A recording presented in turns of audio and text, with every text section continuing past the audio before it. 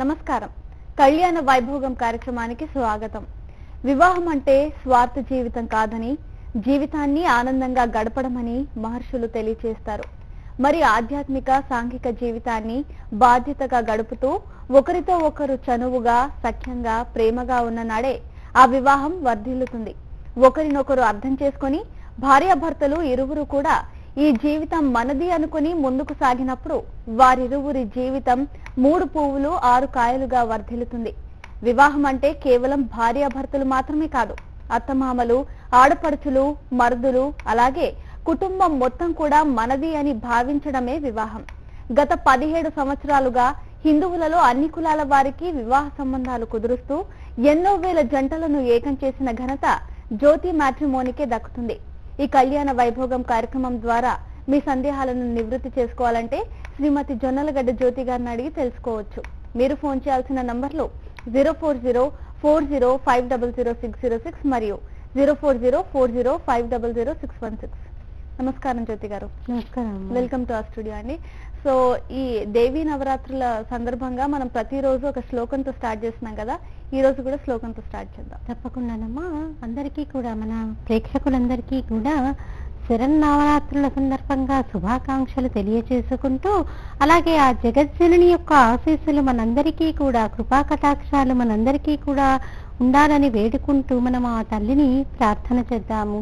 ధునోదుక్తాంతం నస్థుళిత దళితేందీవరవనం ఘన స్నిగ్ధం శ్లక్ష్ణం చికురనికురంబం తవ శివే యదీయం సౌరభ్యం సహజముపలబ్ధం సుమనసో వసంతస్మిన్ మన్యే బలమదన వాటీ విటపినాం అంటూ మనము ఆ తల్లిని మనం ప్రార్థన చేస్తూ, ఆ తల్లిని ఈ శ్లోకంతో మనం ప్రార్థన చేసినంత మాత్రాన మన మదిలో ఉన్నటువంటి అజ్ఞానమనేటటువంటి అంధకారం తొలగిపోయి మన మనసు ఆ తల్లి వైపుగా అడుగులు వేసేటట్టుగా ఆ తల్లే తిప్పుకునేవాలని మనందరం కలిసి వేడుకుందాము.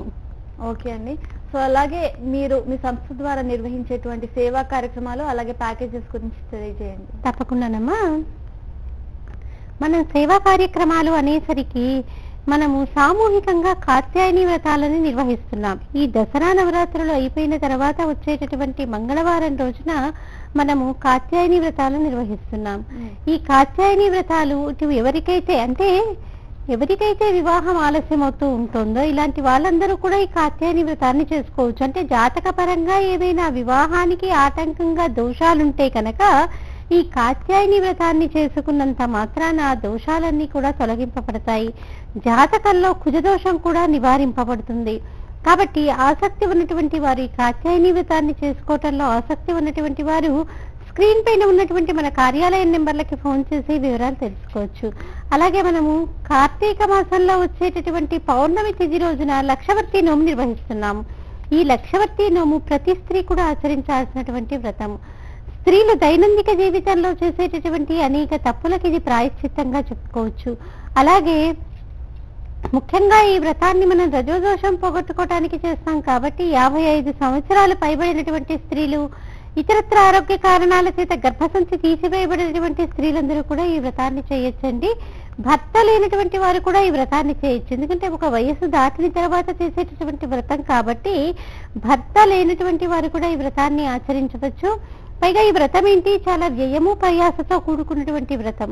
మన ఆడపడుచులందరి కోసము కూడా అతి తక్కువ వ్యయంతో ప్రయాసంతా మేము స్వీకరించి వారు ద్విగుణీకృతమైనటువంటి ఫలితాలని పొందాలని ప్రసిద్ధ పుణ్యక్షేత్రమైనటువంటి అన్నవరంలో ఈ వ్రతాన్ని ఆచరింపచేస్తున్నామమ్మా. ఆసక్తి ఉన్నటువంటి వారు స్క్రీన్ పైన ఉన్నటువంటి మన కార్యాలయం నెంబర్లకి ఫోన్ చేసి వివరాలు తెలుసుకోవచ్చు. వివాహమైనటువంటి కొత్తల్లో అబ్బాయి కానీ అమ్మాయి కానీ ఇద్దరు కూడా ఒకటిగా గడపటం కొంత కష్టమైపోతూ ఉంటుంది. ఎందుకంటే ఇద్దరు కూడా సర్దుకుపోలేక, వాళ్ళిద్దరు కూడా ఏదైనా చిన్న చిన్న అవగాహన లోపాలు వచ్చి ఇద్దరు కూడా సర్దుకుపోలేక సతమతమైపోతూ వారి దాంపత్య జీవితాన్ని ఎలా ఆనందదాయకంగా తీర్చిదిద్దుకోవాలో తెలియక, ఎవరిని అడగాలో కూడా తెలియక మధురపడుతూ ఉంటారు. అలాంటి వారందరికీ కూడా మన జ్యోతి మ్యాట్రిమోనీ తరఫున, అలాగే మన హిందూ వెడ్లాక్ తరఫున మనం కౌన్సిలింగ్ ఏర్పాటు చేశామమ్మా. ఈ కౌన్సిలింగ్ తో ఎంతో మంది వారి జీవితాలని బాగు చేసుకున్నటువంటి వారు కూడా ఉన్నారు. కాబట్టి ఆసక్తి ఉన్నటువంటి వారు స్క్రీన్ పైన ఉన్నటువంటి టెలిఫోన్ నెంబర్లకి ఫోన్ చేయవచ్చు. అలాగే అభ్యంతరం లేదు అనుకున్నటువంటి వారు మనల్ని లైవ్ లో కూడా సంప్రదించవచ్చు. అలాగే మనకి వివాహంలో అనేక రకాలైనటువంటి క్రతువులు ఉంటాయి. క్రతువులు అంటే ఇప్పుడు వివాహము అనగానే మనకేదో ఉంగరం పెట్టుకోవడంతో, ఒక సంతకం పెట్టుకోవడంతో వివాహం అయిపోదు. వివాహము అంటే మనము సుముహూర్తం దగ్గర నుంచి, అసలు పెళ్లి చూపుల నుంచి కూడా మనం అన్ని కూడా మంచి చెడు చూసుకొని పెళ్లి పనులు మొదలు పెడతాము. తూతూ మంత్రంగా చేసేసుకోం మనం పెళ్లి. 4-5 గంటల పాటు చక్కగా బ్రాహ్మణోత్తముల్ని పిలిపించుకొని వేద మంత్రాల సాక్షిగా, పంచభూతాల సాక్షిగా మనకి మన సనాతన ధర్మంలో వివాహ వ్యవస్థ అన్నది ఏర్పాటు చేయబడింది. మరి ఈ వివాహంలో ఇలా చేయటం వల్ల ఏం జరుగుతుంది? ఉదాహరణకి చూడండి, అబ్బాయి అమ్మాయి తలంబ్రాలు పోసుకోవడం ఇదేదో వేడుక కోసం కాదు. వారు ఆ తలంబ్రాలు పోసుకుంటూ పలికేటటువంటి మంత్రాల వల్ల వారు ఏ స్థితిని పొందుతున్నారో తెలుసుకోవాలి. అలాగే ఏ క్రతువు చేస్తూ ఉంటే, ఏ పని చేస్తుంటే ఆ కొత్త దంపతులు ఏ స్థితిని పొందుతారో తెలుసుకోవాలన్నటువంటి ఆసక్తి ఉన్నటువంటి వారు మనల్ని లైవ్ లోను సంప్రదించవచ్చు. అలాగే స్క్రీన్ పైన ఉన్నటువంటి మన కార్యాలయ నెంబర్లకు కూడా ఫోన్ చేసి వివరాలు తెలుసుకోవచ్చమ్మా. అలాగే మనకి అర్చకులు, పురోహితులు, ఘనాపాటీలు, వీరికి వివాహం చేయటం అన్నది చాలా కత్తిమీద సాము లాంటిది. ఎందుకంటే ప్రతి ఒక్కరూ కూడా ఏమనుకుంటున్నారు, నాకు అమెరికాలో ఉండే వాళ్ళు కావాలి, లేకపోతే విదేశీలో ఎక్కడ ఏ ప్రదేశంలో ఉన్నటువంటి పర్వాలేదు అనుకునేటటువంటి అమ్మాయి తల్లిదండ్రుల్ని చూస్తున్నాము. అలాగే లేకపోతే మాకు ₹1,00,000 నెలకి జీతం వచ్చేవాడు కావాలని అనుకునే వాళ్ళని చూస్తున్నాము. కానీ ఈ పురోహితుల్ని చేసుకుంటాము అన్నటువంటి వాళ్ళని అసలు మనం చూడట్లేదు.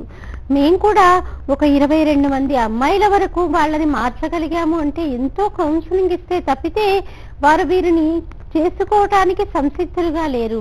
నిజానికి పౌరోహిత్యం చేస్తున్నటువంటి తండ్రి గారు కూడా వారి అమ్మాయిని పురోహితులకు కానీ, అర్చకులకు కానీ, ఘనాపాటీలకు కానీ చేయడానికి సుముఖంగా లేరు.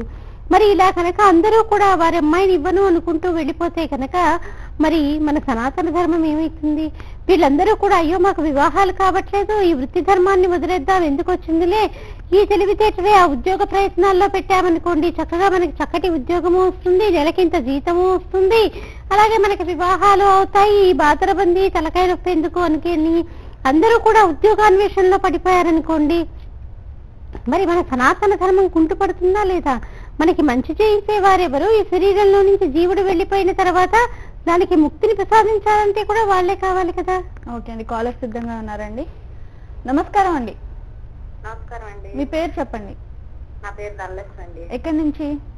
విజయవాడ నుంచి అండి. విజయవాడ నుంచి మాట్లాడుతున్నారు. ఓకే అండి, మీ ఇంట్లో వివాహానికి ఎవరున్నారండి? ఉన్నారండి, మా తమ్ముడు. ఎవరండి? తమ్ముడండి. తమ్ముడు పేరు చెప్తారా అండి? తమ్ముడు శంకర్ అండి. ఓకే అండి, జ్యోతి గారు ఉన్నారు, మాట్లాడండి. ధనలక్ష్మి గారు. హలో హలో, చెప్పండి అమ్మా. ధనలక్ష్మి గారు, మేడం గారు నమస్కారం అండి. నమస్కారం అమ్మా, చెప్పండి. మా తమ్ముడు ఉన్నాడండి, వివాహం కావట్లేదు. పుట్టిన తేదీ అమ్మా? పుట్టిన తేదీ అంటే జూన్ లో అనుకుంటండి, డేట్ సరిగ్గా. సుమారుగా వయసు చెప్పండి అమ్మా. పోనీ సుమారుగా 35 అలాగ ఉంటాయండి. ఏ కులానికి చెందిన వారమ్మా? మేము పద్మశాలి అండి. ఏం చదువుకున్నారు మీ తమ్ముడు? తమ్ముడు అండి 7th వరకే చదివాడండి, చదువు పెద్దగా లేదు. ఉద్యోగం ఏమైనా చేస్తున్నారా? ఉద్యోగం ఏం చేయరండి, మామూలుగా వర్కేనండి, మార్పులు వర్క్ చేస్తారు. ఆదాయం ఎంత ఉంటుందండి? ఆదాయం రోజుకి అది ఉంటుందండి, రోజు 300, 350, 400 లాగా ఇస్తారు. మీ ఇంటికి కాబోయే అమ్మాయి ఎలా ఉండాలని మీరు అనుకుంటున్నారు? మీ మరదలు సింపుల్ గా ఉంటే పర్వాలేదు, మాలో కలిసిపోయేటట్టుగా. సరే అమ్మా, మీరు ఏం చేస్తారంటే మీ తమ్ముడికి సంబంధించినటువంటి పూర్తి వివరాన్ని స్క్రీన్ పైన ఉన్నటువంటి మన కార్యాలయ నెంబర్లకి అందచేయండి. మా హిందూ వెడ్లాక్ తరఫున మీకు తగిన సేవలు అందజేస్తాము. ఓకే అండి, మీరు నిర్వహించేటువంటి సేవా కార్యక్రమాల గురించి చెప్తున్నారు కదండి, చెప్పండి. మరి వారిని కనుక వివాహం చేసుకోమంటూ ప్రతి ఒక్కరూ కనుక వెనకడుగు వేస్తే వారి వృత్తి ధర్మాన్ని వదిలేసి ఉద్యోగాన్వేషణలో పడతారు. ఎందుకంటే ఒక ఐఐటి స్టూడెంట్ కంటే కూడా ఒక ఘనపాటి తక్కువేమీ కాదు. ఇంకా ఐఐటి అనేసరికి మనం పుస్తకంలో ఉన్నటువంటి విషయాలని చదివి మనం పరీక్ష రాయొచ్చేమో, కానీ వేదం అలా కాదు, దాన్ని ఆమ్నాయం చేస్తూ చదవాలి. కాబట్టి అది అంత సులువైనటువంటి విషయము కాదు. పైగా చక్కటి వాక్శుద్ధితోటి మనం క్రతువులు నిర్వహించడము అది చిన్న విషయం ఏమీ కాదు. కాబట్టి ఇవన్నీ గమనించి వారికి చక్కటి ఆదాయం ఉంది. పురోహితులకి, అర్చకులకి, ఘనాపాటీలకి చక్కటి ఆదాయం ఉంది, వారు కొన్ని గంటల పాటు కష్టపడి, ఒక మామూలు ఉద్యోగి నెలంతా కష్టపడి ఎంత జీతాన్నైతే సంపాదిస్తారో వీరిలో కనుక విద్య ఉన్నటువంటి వారు కొన్ని గంటల పాటు కష్టపడి చక్కగా అంత మొత్తాన్ని సంపాదిస్తున్నటువంటి వారు ఎంతరో ఉన్నారు. కాబట్టి ప్రతి తల్లి తండ్రి కూడా ఆలోచించాలి. పైగా వీళ్ళకి భార్యాస్థానపు యొక్క విలువ తెలుస్తుంది కాబట్టి భార్యా పిల్లలతో ఎక్కువ సమయాన్ని కూడా వీళ్ళు గడపగలుగుతారు. కాబట్టి తల్లిదండ్రులు కూడా ఆలోచిస్తూ వాళ్ళ ఆలోచన విధానంలో మార్పు తీసుకొచ్చుకోవాలి. మార్పు తెచ్చుకొని మనం కూడా మన అమ్మాయిని పురోహితులకి అర్చకులకి ఘనపాటీలకి ఎందుకు ఇవ్వకూడదు అన్నటువంటి ఆలోచన కనుక వారిలో కలిగితే తప్పకుండా మన సనాతన ధర్మాన్ని నిలబెట్టుకోవటంలో ప్రతి ఒక్కరం కూడా మన చెయ్యి కలిపిన వాళ్ళం అవుతాము. మనము ఇదే విషయాన్ని సోషల్ మీడియా అయినటువంటి ఫేస్బుక్ లో పెడితే ఎంతో మంది దాన్ని షేర్ చేస్తూ ఉన్నారు ఇప్పటికీ కూడా. ఎందుకంటే వీడియోస్ ని మనం ప్రతిరోజు పెడుతున్నాము.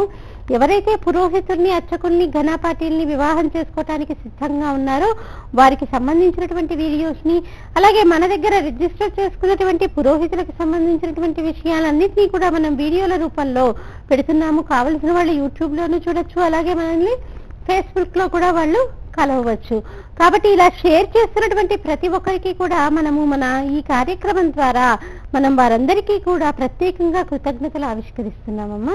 కాబట్టి ఎవరైతే పురోహితుల్ని అర్చకుల్ని ఘనపాటీల్ని వివాహం చేసుకోవడానికి సిద్ధంగా ఉన్నారో వారందరికీ కూడా మన జ్యోతి మ్యాట్రిమోనీ ఉచితంగా సేవలు అందజేస్తుంది. ఓకే అండి, అలాగే మీ ప్యాకేజెస్ గురించి చెప్పండి జ్యోతి గారు. తప్పకుండానమ్మా. మనము హిందూ బట్లాక ఉండొచ్చు, మనది జ్యోతి మ్యాట్రిమోనీ ఉండొచ్చు, అనేక రకాలైనటువంటి ప్యాకేజెస్ ఉన్నాయమ్మా.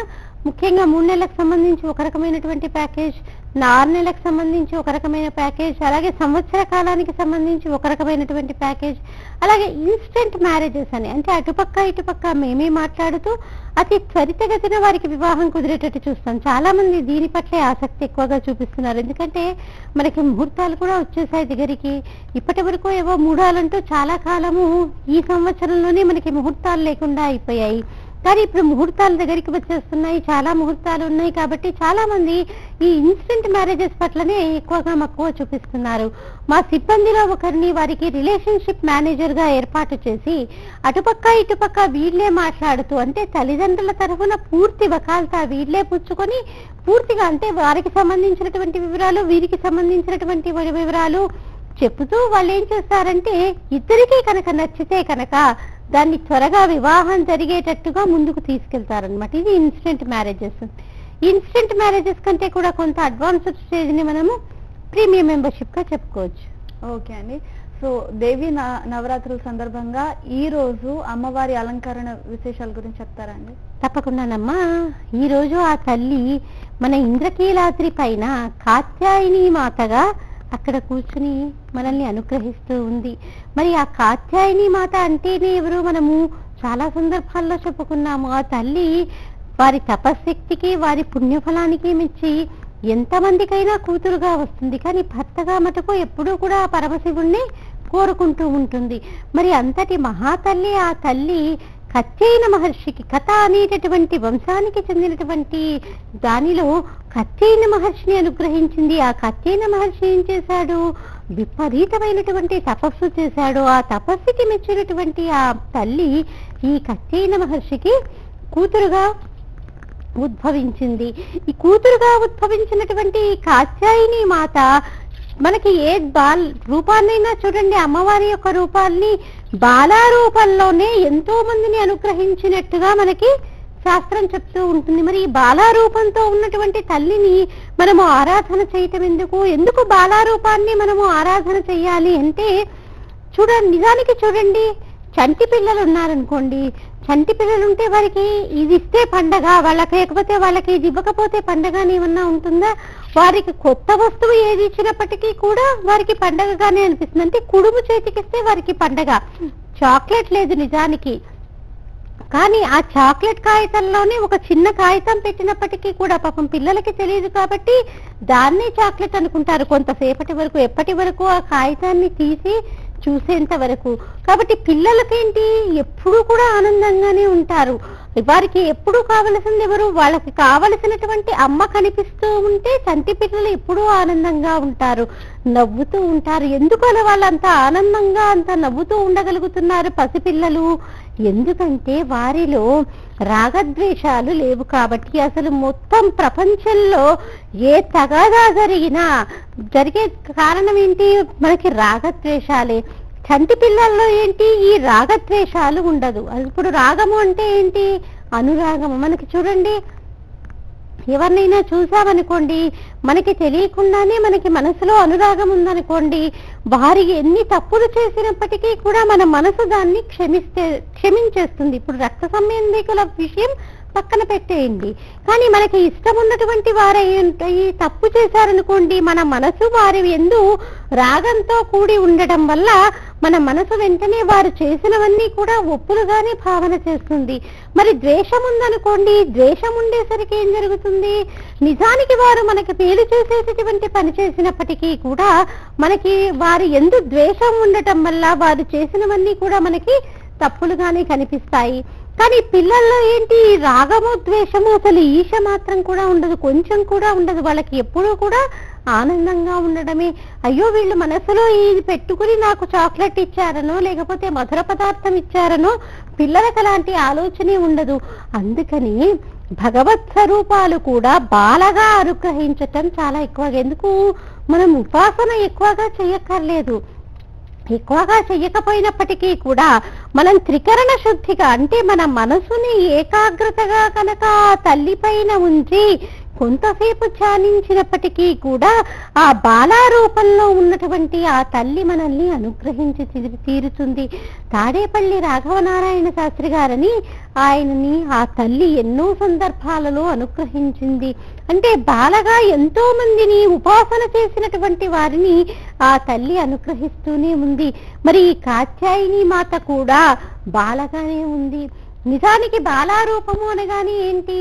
అది ఒక బ్రహ్మ విద్యగా మనం చెప్పుకోవచ్చు. బాలారూపము అనగానే మనకి ఏదో బాలాన్ని తీసివేయడానికి వీల్లేదు.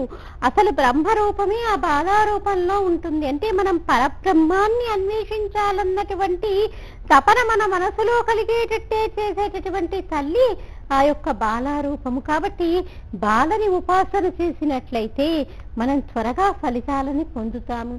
అలాగే ఈ కాత్యాయని మాతని మనం కనుక మన ఆజ్ఞా చక్రంలో కనుక మనం ఉపాసన చేస్తే తప్పకుండా మన కుండలిని శక్తి జాగృతమవుతుంది. మనకి షట్చక్రాలు ఉంటాయి మన శరీరంలో. మూలాధారము, స్వాధిష్టానము, అనాహతము అని మన శరీరంలో చక్రాలు ఉంటాయి కదా. విశుద్ధ చక్రము, ఆజ్ఞా చక్రము. మనము ఈ తల్లిని కనుక ఆజ్ఞా చక్రంలో న్యాసం చేసి ఆ కాత్యాయని మాతని కనుక మనము వేడుకున్నట్లయితే ఎవరెవరికి ఏ కోరికలు ఉన్నాయో ఆ తల్లి ఈడేర్చి తీరుతుంది. ముఖ్యంగా వివాహము ఆలస్యమైతున్నటువంటి వారు వివాహం కోసం ఈ తల్లిని మనము పూజించినట్లయితే చక్కటి జీవిత భాగస్వామి వచ్చేటట్లు చేస్తుంది. అలాగే చక్కటి జీవిత భాగస్వామి రావడమే కాదు, వారి దాంపత్య జీవితం కూడా ఆనందదాయకంగా ఉండేటట్టు చూస్తుంది ఆ తల్లి. అలాగే ఈ తల్లి వ్రతం చేసినంత మాత్రాన మన జాతకంలో ఏదైనా కనుక కుజదోషం ఉన్నప్పటికీ కూడా ఆ కుజదోషం కూడా ఈ తల్లిని ఆరాధన చేయటం వల్ల తొలగిపోతుంది. కాబట్టి కాత్యాయని మాతని ఆరాధన చేసి ఎంతో మంది వివాహ యోగ్యతని పొందినటువంటి వారు ఉన్నారు. నిజానికి చూడండి, మరి ఒక వివాహం కోసమేనా అండి కాత్యాయని మాతని మనము అర్చించేది అంటే, మనకి మామూలుగా 12 సంవత్సరాల లోపు వారు కనుక ఈ తల్లిని ఆరాధన చేస్తే వారికి విద్యాబుద్ధులు సిద్ధిస్తాయి. అలాగే 12 సంవత్సరాల నుంచి 12 సంవత్సరాలు దాటినటువంటి వారు కనుక ఈ తల్లిని ఆరాధన చేస్తే వారికి వివాహంలో ఉన్నటువంటి దోషాలన్నీ కూడా తొలగిపోయి వారికి శీఘ్రగతిన వివాహ యోగ్యత సిద్ధిస్తుంది. వారి దాంపత్య జీవితం కూడా చాలా ఆనందదాయకంగా ఉంటుంది. మరి వివాహానంతరం ప్రతి ఒక్కరూ కోరుకునేది ఏంటి? సత్సంతానం కావాలని కోరుకుంటారు. చక్కటి సంతానం, నా వంశానికి కీర్తి తెచ్చేటటువంటి వారసుడు కావాలని చెప్పి కోరుకుంటారు. నిజానికి మనకి ఒక చిన్న పద్యం కూడా ఉంది. పుత్రోత్సాహము తండ్రికి పుత్రుడు జన్మించగనే కలగదు, జనులా పుత్రుని కనుగొని పొగడగా పుత్రోత్సాహము నాడు పొందుము సుమతి అని మనకు ఒక సుమతి పుస్తకకర్త కూడా మనకి ఒక పద్యాన్ని ఇచ్చాడు. అయ్యో నాకు కొడుకు పుట్టాడు అని మనం కొడుకు పుట్టినప్పుడు ఆనందించటం కాదు, తండ్రి అయినటువంటి వాడు ఎప్పుడూ ఆనందించాలట. కొడుకు పుట్టి పెద్దవాడైన తర్వాత వాడిని చూసి అందరూ పొగుడుతూ ఎవరబ్బాయి వీడు అనుకుంటున్నప్పుడు నిజానికి ఆ తండ్రి యొక్క గుండె ఉప్పొంగాలట. అయ్యో నా కొడుకు వీడు అని చెప్పుకునేటప్పుడు గర్వము తొణికిసలాడాలట. అంటే కొడుకు పుట్టగానే కాదు మనం సంతోషించాల్సింది, ఆ కొడుకు పెద్దవాడై మనకి కీర్తి ప్రతిష్టలు తెచ్చినప్పుడు మనం ఆ పిల్లవాడిని చూసి ఆనందించాలి. అందుకని ప్రతి ఒక్కరం మనం ఏం కోరుకుంటాము, సత్సంతానం కావాలని కోరుకుంటాము. మన వంశానికి చక్కటి కీర్తి ప్రతిష్టల్ని తెచ్చేటటువంటి వాడే మనకి కొడుకుగా కావాలని కోరుకుంటాము. కాబట్టి సంతానలేమి ఉన్నటువంటి వారు కూడా ఈ కాత్యాయని వ్రతాన్ని చేయవచ్చు. నిజానికి భర్తకి ఏదైనా అనారోగ్యం ఉంది, ఆవిడికి తన మాంగళ్యం విషయంలో ఆందోళనగా ఉంది, అప్పుడు కూడా మనం ఎవరి వ్రతం చేయాలి, ఈ కాత్యాయని మాతనే మనం వేడుకోవాలి. సౌభాగ్యాన్ని కోరుకోవాలన్నా మనం ఏం చేయాలి, ఆ కాత్యాయని మాతని వేడుకున్నంత మాత్రాన ఆ తల్లి మనల్ని అనుగ్రహించి తీరుతుంది. మనకు అనిపిస్తుంది మరి ఒకటే తల్లి కదండి, ఒకటే తల్లి ఇన్ని రూపాలలో ఎందుకు మనల్ని అనుగ్రహిస్తూ ఉంటుందంటే మన మనసు కొన్ని రూపాలనైతే గట్టిగా పట్టుకుంటుంది. కాబట్టి ఎవరెవరు ఏ ఏ కోరికలతో మనము ఆ తల్లిని వేడుకుంటూ ఉన్నామో వాళ్ళందరినీ కూడా ఆ తల్లి ఆయా రూపాలలో అనుగ్రహిస్తుంది. ఉన్నది ఒకటే తల్లి, ఆ జగజ్జనని లలితా త్రిపుర సుందరీ దేవే. ఆ తల్లిలో నుంచే అనేక రకాలైనటువంటి రూపాలు ఉద్భవించాయి. మనము లలితాదేవిని కనుక పట్టుకున్నట్లయితే మనము అన్ని రూపాలని కూడా ఆరాధన చేసినట్లే. ఆ తల్లిలో నుంచే ఈ శక్తులన్నీ కూడా ఉద్భవించాయి. కాబట్టి ఈ కాత్యాయని మాత ఏం చేస్తుంది, ఎవరెవరికి ఏ ఏ కోరికలు ఉన్నాయో ఆ తల్లి అలా అనుగ్రహిస్తుంది. కాకపోతే మనకు కావలసింది ఏంటి, మనకి మనసు నిర్మలంగా, అంటే ఏదో మనసులో పెట్టుకొని, ఇప్పుడు కొంతమంది మనకి ఫోన్ కూడా చేసి చెప్తూ ఉంటారు, మేము కూడా కాత్యాయని వ్రతం చేశామండి కానీ మాకు వివాహం కాలేదు, మా అబ్బాయికి కానీ అమ్మాయికి కానీ అంటే నువ్వు ఎంత భక్తి శ్రద్ధలతో చేశావు ఈ వ్రతము అన్నది మనము గమనించాలి. నిజానికి చూడండి, సత్యనారాయణ స్వామి వ్రతం చేసే వాళ్ళు ఉంటారు. నిజానికి మనం సత్యదేవుడి యొక్క వ్రతాన్ని చేసేటప్పుడు మనము ఒక సంకల్పంతో, అంటే మనసులో ఒక కోరికతోటి వ్రతం చేశామనుకోండి, వ్రతం చేసినటువంటి వారి యొక్క కోరిక ఈడేరకపోవచ్చు, కానీ వ్రతాన్ని ఎంతో భక్తి శ్రద్ధలతో చూస్తున్నటువంటి వారికి ఆ కోరిక తీరవచ్చు. ఎందుకు, ఆయనలో భక్తి ఉంది. మనం వ్రతం చేసుకుంటూ కూడా ఏం చేస్తున్నాము, పక్కనే సెల్ ఫోన్ పెట్టుకుంటాము, వాట్సాప్ లో ఏం మెసేజ్ వచ్చిందో చూస్తాము, లేకపోతే ఎవరు వచ్చారా, ఎవరు వెళ్ళారా, వాళ్ళు కాఫీ తాగారా, టీలు తాగారా ఇత్యాదులన్నీ మనం గమనిస్తామే. కానీ నిజానికి మనకి వ్రతం చేసుకునేటప్పుడు దాని మీద అసలు శ్రద్ధ ఉండదు. కాబట్టి ఆ శ్రద్ధని ఆ తల్లి కోరుకుంటుంది.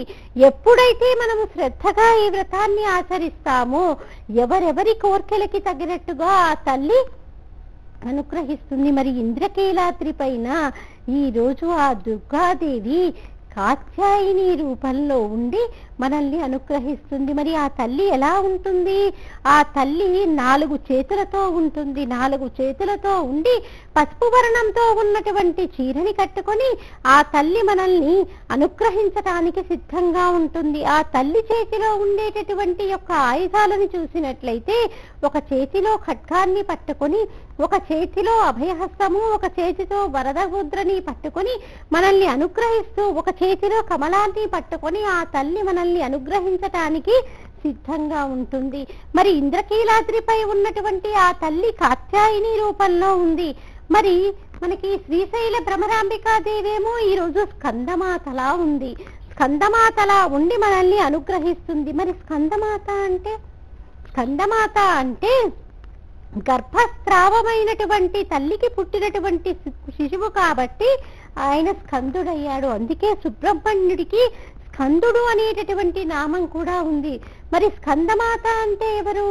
స్కందమాత అంటే నిజానికి మనము స్కందోత్పత్తిని మనం కనుక గమనించినట్లయితే, అంటే మనం స్కందోత్పత్తిని కనుక చెప్పుకోవాలంటే చాలా సమయం పడుతుంది. కాబట్టి మనము సుబ్రహ్మణ్య జనన వృత్తాంతాన్ని కనుక మనం గమనించినట్లయితే, శివుడి యొక్క వీర్యస్ఖలనం అయిపోయిన తర్వాత ఆ యొక్క స్ఖలనమైనటువంటి వీర్యాన్ని పట్టుకోవటానికి ఎవరు కూడా ముందుకు రాలేదు. ఎందుకు? ఆ తేజస్సు తట్టుకోవటం ఎవరికీ కూడా సాధ్యమయ్యేటటువంటి పని కాదు. కాబట్టి అందరు దేవతలు ఏం చేశారు? గంగమ్మ దగ్గరికి వచ్చి ఆ శక్తిని పట్టుకోమని చెప్పారు. గంగమ్మ పార్వతీదేవి యొక్క అక్క కాబట్టి, హిమవంతుడి యొక్క పెద్ద కూతురు కాబట్టి దానికి ఒప్పుకుంది. కానీ గంగమ్మ కూడా వేడిని తట్టుకోలేకపోయింది. గంగమ్మ కూడా వేడిని తట్టుకోలేక ఆ తల్లి ఏం చేసింది? హిమవత్ పర్వతం దగ్గర ఆవిడ ఆ శక్తిని వదిలివేసింది. శక్తిని వదిలివేసిన తర్వాత మరి ఆ తల్లికి, పార్వతీదేవికి కూడా చక్కటి కుమారుడు కావాలని కోరిక ఉంటుంది కదండి. ప్రతి స్త్రీ కోరుకునేది ఏంటి? తాను తల్లి కావాలని కోరుకుంటుంది. తనకి చక్కటి కుమారుడు కావాలని ప్రతి స్త్రీ కూడా వివాహానంతరం కోరుకునే దానిలో ముందు. మరి ఆ తల్లి మహాపతివ్రత, అందరికంటే ముందు నుంచి ఉన్నటువంటి తల్లి. మరి ఆ తల్లికి కూడా మరి కోరిక ఉంటుంది కదా. అందుకని ఆ తల్లి ఏం చేసింది? అక్కడే ఒక తటాకంగా మారిపోయి రెల్లు పొదల్లో ఆ స్కందుడు జన్మించేటట్టుగా, ఆ తటాకంలో నుంచి బయటికి వచ్చేటట్టుగా చేసుకొని ఆ తల్లి స్కందమాత అయింది. అంటే స్కందమాతగా ఆ తల్లి ఈ రోజు మనల్ని అనుగ్రహిస్తుంది.